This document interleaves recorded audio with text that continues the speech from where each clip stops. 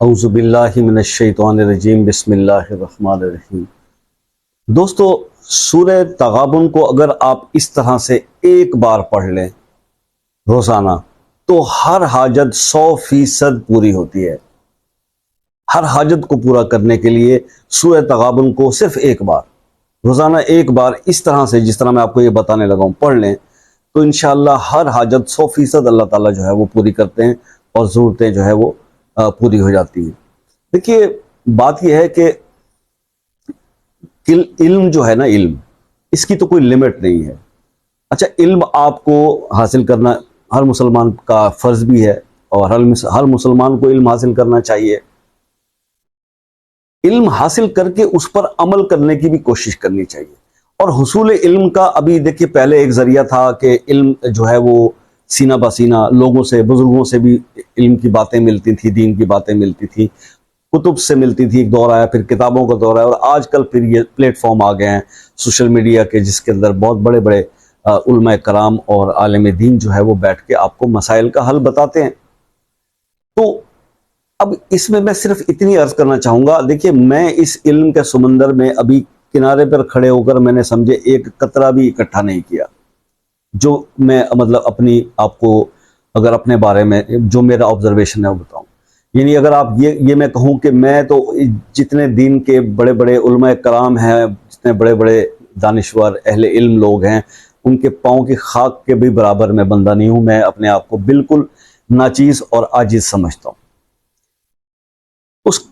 اس کے باوجود تھوڑا سا جو میرا شعور جتنا کام کرتا ہے، تو مجھے نا عالم اور درویش میں تھوڑا سا ایک ڈفرنس میں آپ سے ڈسکس کرنا چاہتا ہوں کہ عالم کیا ہوتا ہے اور درویش جو ہے اس کا کیا سسٹم ہے، یعنی یہ صوفیزم جو ہے وہ کیا چیز ہے۔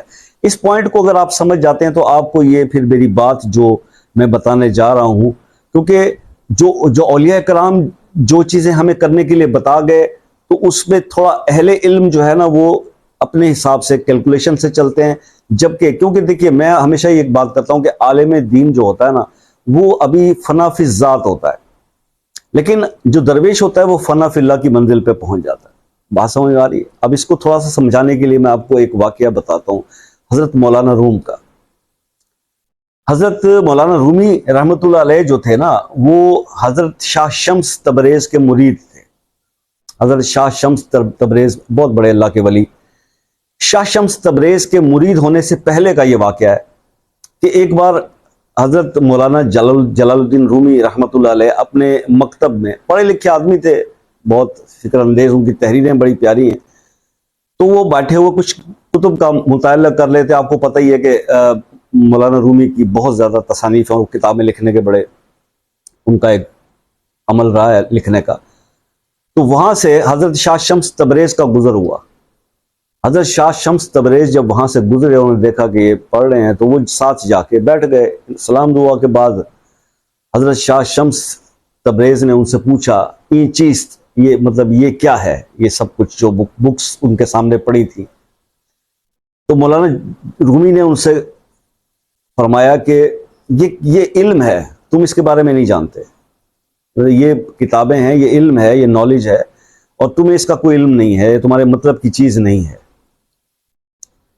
تو یہ کہہ کر انہیں کچھ کام سے اٹھے اور وہ اندر حجرے کی طرف گئے۔ جب واپس آئے تو انہوں نے دیکھا کہ ان کی ساری کتابیں جو ہیں وہ غائب ہیں، ساری کی ساری کتابیں جو ہیں وہ غائب ہیں، اور شاہ شمس وہاں بیٹھے ہوئے تھے۔ تو انہوں نے ان سے پوچھا شاہ شمس سے، میری کتب کدھر گئیں، یہاں جو بکس کتابیں پڑھی تھی وہ کدھر گئیں؟ تو شاہ شمس نے کہا کہ آپ فرمایا، میں نے وہ کتابیں، سامنے تالاب تھا، میں نے اس میں پھینک دی۔ جلال الدین رومی کے تو پاؤں تلے جیسے زمین نکل جاتی ہے، وہ تو ان کی تو کیفیت عجب ہو گئی کہ میرا زندگی بھر کا سرمایہ اور یہ کتابیں، کیونکہ اس ٹائم پہ قلم سے ہاتھ سے لکھی جاتی تھی، سیاہی سے، پرنٹڈ میٹیریل تو تھا نہیں۔ اب ان کو یہ پریشانی ہوئی کیونکہ وہ جیسے کتابیں پانی میں ان کی روشنائی کھلی تو وہ تالاب کا پانی جو ہے وہ سیاہ ہونے لگ گیا۔ تو بس انہوں نے سوچا اب تو جو ہے نا وہ میرا سارا علمی خزانہ برباد ہو گیا، اس شخص کی جو ہے وہ اس ملنگ کی اس حرکت کی وجہ سے، وہ ان کو بڑا شدید طیش بھی آیا ہوا تھا اور مطلب دکھ بھی تھا اس بات کا۔ تو انہوں نے پوچھا کہ تم نے یہ کیا حرکت کی, تمہیں پتا ہے کہ تم نے کیا کیا, تم نے میری زندگی بھر کی محنت جو ہے وہ پانی میں ملا دی. شاہ شمس تبریز مسکرائے اور کہنے لگے کہ یہ تمہاری محنت تھی جو چند لمحوں میں ضائع ہو گئی, تو چلو تم اس کے لیے اداس نہ ہو, میں تمہیں یہ واپس لا دیتا ہوں. اب مولانا روم جو ہے اس بات پہ مسکرائے, اب وہ بھی مسکرا دیے کہ بیوقوف ہیں, کیسی باتیں کر رہے ہیں کہ یہ پانی میں گئی ہوئی کتب اور جس کی سیاہی بھی دھل گئی ہو گئی ہے اس کو نکال کے لائیں گے. خیر جناب, مولانا شمس جو ہے تبریز وہ تالاب میں انہوں نے ہاتھ ڈالا اور وہ تھوڑی دیر میں تمام کی تمام کتب انہوں نے اٹھا کے مولانا رومی کے سامنے رکھ دی. اور مولانا رومی کی, جلال الدین رومی رحمۃ اللہ علیہ کی حیرت سے آنکھیں پھٹی کی پھٹی رہ گئی کہ ان کتابوں کو کوئی کچھ آنچ بھی نہیں آئی تھی اور وہ ویسے کی ویسے خشک تھیں جیسے پانی میں ڈالنے سے پہلے وہاں پر رکھی ہوئی تھی. شاہ شمس تبریز یہ کتب رکھ کے اور اپنے راستے کو چل پڑے. مولانا رومی کا ایک دم سے جیسے وہ کہتا ہے نا کہ آنکھ کھلی کہ یہ میں نے ان کو پہچان نہیں پایا, تو انہوں نے اپنی پگڑی دستار وہیں پر پھینکی اور بھاگے شاہ شمس تبریز کے پیچھے اور جا کے ان کے پاؤں سے لپٹ گئے کہ حضور یہ کیا ہے. انہوں نے یعنی وہی الفاظ کہ مولانا رومی نے پوچھا شاہ شمس تبریز سے یہ چیز یہ کیا ہے, تو شاہ شمس تبریز نے کہا یہ علم ہے, یہ علم ہے جو تم نہیں سمجھو گے, تمہارے سمجھ کی چیز نہیں ہے, تمہارے مطلب کی چیز نہیں ہے. تو بس آپ نے ان کے پاؤں پکڑ لیے جی مولانا رومی صاحب نے, اور کہا کہ مجھے اپنا مرید کر لیں, اپنی خدمت میں رکھ لیں اور میری جو ہے وہ درخواست قبول کریں. تو شاہ شمس تبریز نے مولانا جلال الدین رومی کو سینے سے لگایا اور ان سے کہا کہ مجھے تم جیسے ہی کسی بندے کی تلاش تھی. اب یہاں پر تھوڑا سا دیکھیے کہ جس نظر سے ایک اہل علم اپنے علم کو اور چیزوں کو دیکھ رہا ہوتا ہے, صوفیہ کرام کی نظر میں اس کا کچھ اور ہی امپیکٹ ہے. اور ہم جو چیزیں آپ کے ساتھ ڈسکس کرتے ہیں, جو وظائف بتاتے ہیں, وہ موسٹلی اولیاء کرام کے یعنی اس کے اذکار میں رہی ہوتی ہیں, ان کے ورد میں رہی ہوتی ہیں, یا وہ اپنے مریدین کو اس کی تلقین کر کے جاتے ہیں. تو یہ سینہ بسینہ آنے والی چیزیں ہیں جو ہم بتاتے ہیں آپ کو, یہ صورت اتنی بار اس طرح پڑھ لیجئے اور ایسے. اب آپ کو میرے سارے اس واقعے کے بتانے سے یہ بات کلیئر ہوگی کہ جب اب جو عمل میں آپ کو جس مسئلے کے لیے بتانے جا رہا ہوں, کہ جب آپ کی حاجات اور ضروریات اور مسائل جو حل نہیں ہو رہے ہوتے, صرف ایک بار سورہ تغابن آپ اس طرح پڑھیں گے تو انشاءاللہ ہر حاجت 100% پوری ہوگی سورہ تغابن کو ایک بار اس طرح پڑھنے سے. کیسے پڑھنا ہے؟ آپ نے فجر کی نماز ادا کرنی ہے. فجر کی نماز ادا کرنے کے بعد آپ نے صرف 3 بار درود ابراہیمی پڑھنا ہے نماز والا, اللہم صلی علی محمد وعلی آل محمد کما صلیت علی ابراہیم وعلی آل ابراہیم انک حمید مجید, اللہم بارک علی محمد وعلی آل محمد کما بارکت علی ابراہیم وعلی آل ابراہیم انک حمید مجید.